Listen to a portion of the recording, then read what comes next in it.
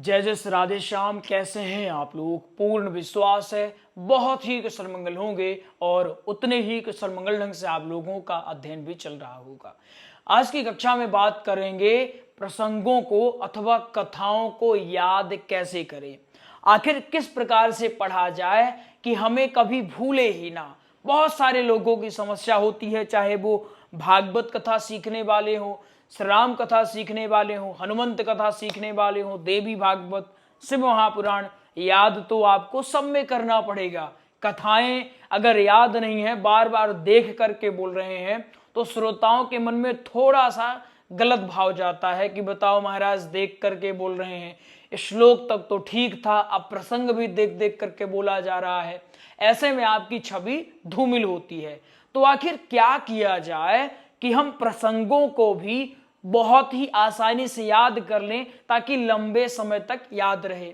बहुत सारे लोगों को आप सुनते होंगे तो कहते हैं रिवीजन करो रिवीजन करो। अरे भाई रिवीजन किसका करें, क्या रिवीजन करें? बार बार पढ़ के थक तो गए लेकिन याद रहता नहीं है।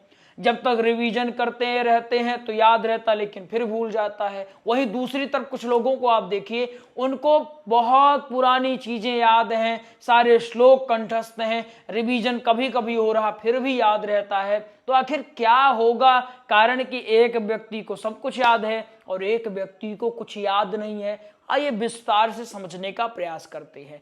रिवीजन शामिल होगा लेकिन और महत्वपूर्ण चीजें शामिल होंगी। उदाहरण के रूप में हम एक प्रसंग लेंगे, वो प्रसंग का नाम है ध्रुव चरित्र। क्या नाम है? ध्रुव चरित्र। क्लास के बाद आप बताइएगा कि यह ट्रिक आपको समझ में आई है या नहीं आई है। अगर समझ में आई तो कैसी लगी है ये आप कमेंट्स में करके बिल्कुल बताएंगे। ध्रुव चरित्र है एक। आखिर इसे हम कैसे याद करेंगे? एक तरीका तो जो आप सब अपनाते हैं जिसकी वजह से याद नहीं होता, वो तरीका ऐसा होगा कि आपने टॉपिक ओपन किया और आपने धड़ाधड़ पढ़ना शुरू कर दिया। कुछ दिन बाद यह भूल गया, अक्षरशः चीजें याद नहीं है, याद भी हैं तो टूटी फूटी याद है। कभी पिताजी का नाम भूल जा रहा, कभी माताजी का नाम, कभी मुख्य पात्र कौन है वही भूल जा रहा है। वो पुराना तरीका हो गया। अब हम जानते हैं कि हम किस तरीके से पढ़ें जिससे हमें लंबे समय तक यह प्रसंग याद रहे। देखिए आपको अब से ध्रुव चरित्र कैसे पढ़ना है। सबसे पहली बात तो आप ध्यान रखिए कि आपको नॉर्मल पढ़ना है या फिर साधारण तरीके से पढ़ना है। क्या करना है? साधारण तरीके से पढ़ना है। क्लियर? आपको कैसे पढ़ना है? एकदम साधारण तरीके से पढ़ना है। बिल्कुल ये नहीं सोचना है कि आपको याद हो जाए या याद करने का प्रयास बिल्कुल नहीं करना है। जब हम याद करने के लिए बैठते हैं तो चीजें वास्तव में भूलने लगती है। जब हम सोचते हैं कि हमको ये याद हो जाए तो नहीं याद होता। कभी कभी ना चाहें कि याद हो जाए तो वो याद रह जाएगा, लेकिन चाहें कि याद हो जाए तो याद नहीं होता। तो आपको क्या करना है? जैसे आपने क्या किया, आपने एक ग्रंथ ओपन कर लिया, आपने ग्रंथ ओपन किया, आप सीधे ग्रंथों को टॉपिक आपने देखा, साधारण तरीके से पढ़ना शुरू कर लो। जैसा लिखा है हूबहू वैसा पढ़ना है, आपको शुरू कर देना चाहिए।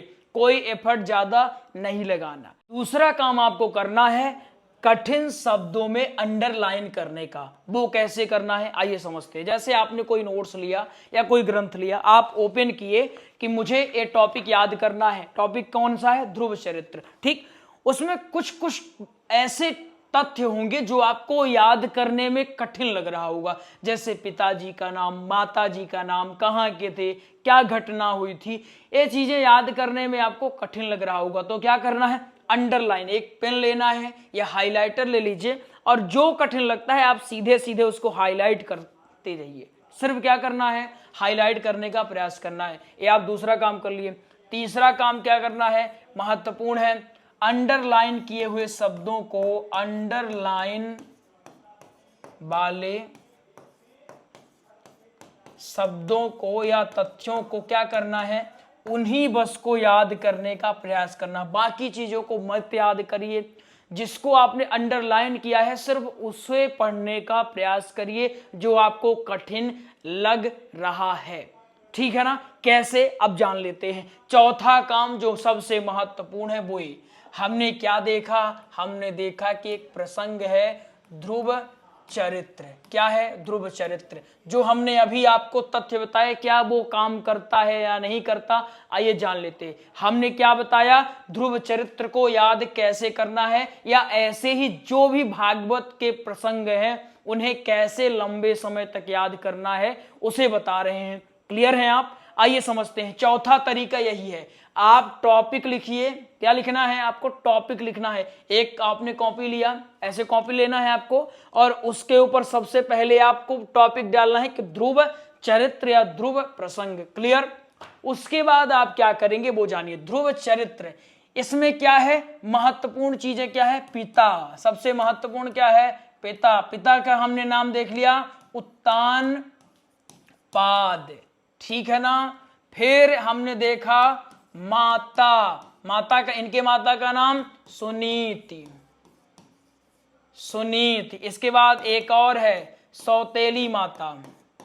सौतेली माता, उनका नाम क्या है? सुरुचि। क्या नाम है? सुरुचि। ठीक, ये चीजें हो गई हैं। उत्तानपाद कौन है? पिता है। माता कौन है? सुनीति है। सौतेली माता कौन है? सुरुचि है। ठीक, ये हमको लग रहा था कि कठिन है, हम इन्हीं फैक्ट को याद कर लेंगे, और इस प्रसंग के फैक्ट यही है।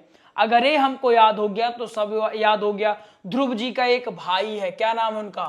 ध्रुव जी के एक भाई है, उनका नाम है उत्तम। ठीक है ना? क्या नाम है? उत्तम। उत्तान पाद का अर्थ आप लिख लीजिए कि उत्तान का मतलब ऊपर, पाद का मतलब है पैर, जिसके पैर ऊपर की तरफ रहे हों उन्हें हम क्या कहेंगे? उत्तान पाद कहेंगे। बस इतने फैक्ट से आपको ध्रुव चरित्र याद हो जाएगा।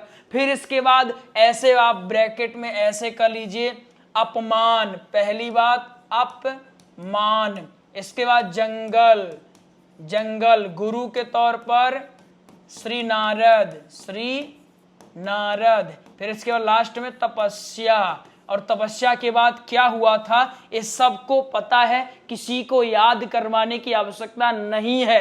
क्लियर है ना? अब आपके पास सारा का सारा फैक्ट बस एक पन्ने में है, एक पन्ने से भी कम आपको टाइम लगा, आप आराम से लिख लिए, स्पेस की प्रॉब्लम नहीं, बस आधे पन्ने में आपने पूरा कर लिया। और जब भी आपको रिवीजन करना हुआ तो आप रिवीजन कर ले। अगर हमारे पास 20 पेज है तो हमको आलस्य लगता है कि कौन रिवीजन करे, कौन रिवीजन करे, लेकिन जब एक पन्ने में सब लिखा है तो रिवीजन करना मतलब यूं यूं यूं चुटकी बजाने जितना आसान। कैसे? वो देखो, ध्रुव चरित्र नॉर्मली अगर देखते हैं तो कम से कम 15 पेज में आता है। क्लियर है ना? उससे ज्यादा भी लग जाता है, अगर भजने ज्यादा है, श्लोक ज्यादा है तो समय ज्यादा लग जाता है, पेज ज्यादा लग जाते हैं। ठीक, लेकिन हमने उसी काम को सिर्फ आधे पन्ने में कर दिया। हमने क्या देखा? ध्रुव जी, जिनके पिताजी का नाम उत्तान पाद, उनकी माता का नाम सुनीत, सौतेली माता थी सुरुचि। सुरुचि ने उनका अपमान किया, अपमानित होने के कारण वो जंगल में चले गए। उनको गुरु मिले श्री नारद जी। नारद जी के आदेश के अनुसार मार्गदर्शन के द्वारा उन्होंने तपस्या की, जिसके बाद श्री नारायण की प्राप्ति हो गई। क्लियर? बस इतने में ही, इससे क्या है, आपको सरल ट्रिक भी मिल गई, जो कठिन चीजें लग रही थी याद भी आपने आसानी से कर लिया। इसके साथ ही साथ जब भी आपको रिवीजन, लास्ट में हमने आपको बताया था कि रिवीजन के महत्व को बताएंगे। रिवीजन का महत्व बहुत ज्यादा है। जैसे आप प्रतिदिन स्नान करते हैं तभी आपका शरीर शुद्ध रहता है, 2 दिन नहाना बंद करिए, शरीर से बदबू आना शुरू हो जाएगी। वैसे ही होता है अध्ययन में रिवीजन। 1-2 दिन आप पढ़ना बंद कर दे, तीसरे दिन जब आप अपनी कॉपी किताब की ओर झांकेंगे तो लगेगा ये कौन है, अपरिचित से जान महसूस होंगे आपको। क्लियर है ना? इसलिए आपको समय समय पर रिवीजन करते रहना है। लेकिन समस्या ये होती है महाराज कि बहुत ज्यादा है, एक प्रसंग हो तो चलो रिवीजन करते रहो, लेकिन प्रसंग तो बहुत सारे हैं, श्लोक भी 18,000 श्लोक है, तो इसमें समस्या हो जाती है कि कैसे रिवीजन करें, क्या रिवीजन करें। तो वो समस्या से बचने का ये उपाय है कि आपको सारे के सारे जो टॉपिक हैं उनको शॉर्ट में लिख करके अपनी एक दीवार में चिपका लेना। इसको आपने आधे पन्ने में लिखा, अपनी दीवार में बस आपने चिपका लिया। ठीक, आधे पन्ने से भी आपको कम स्पेस लगेगा। आपने चिपका लिया, जब आप निकल रहे हैं आप देख रहे हैं उसमें आराम से, कोई दिक्कत वाली बात ही नहीं है। क्लियर है ना, समझ में आ गया? पक्का, संकोच नहीं करना है ना। गुरु अगर विद्यार्थियों के प्रश्नों का जवाब ना दे, कहे कि बार बार मत पूछो, तो वो काहे का गुरु है ना। तो आप हमसे जितनी बार हो सके आप बिल्कुल प्रश्न करिए, उसके उत्तर देने के लिए बैठे हैं। बस आप बढ़िया ढंग से अध्ययन करिए, बढ़िया से पढ़िए, और कैसा ही लगी क्लास ये आप कमेंट्स में बिल्कुल बताएंगे। अगर आपको भागवत कथा, श्री राम कथा, हनुमंत कथा, कोई भी नोट्स का पीडीएफ चाहिए या आप घर पे मंगाना चाहते हैं तो आप प्राप्त कर सकते हैं। भागवत का हमने सरलतम नोट्स तैयार कर दिया है, जिसमें प्रसंग, दृष्टांत, दोहे, भजने, ये सारी चीजें रहती हैं। तो आप चाहें तो दिए गए नंबरों में संपर्क करेंगे और आप प्राप्त कर लेंगे। साथ ही साथ भागवत की नवीनतम कक्षाएं भी प्रारंभ हो चुकी हैं, उसमें भी आप एडमिशन ले सकते हैं। राधे राधे, मिलेंगे कल की क्लास में। आप बढ़िया से अध्ययन करें।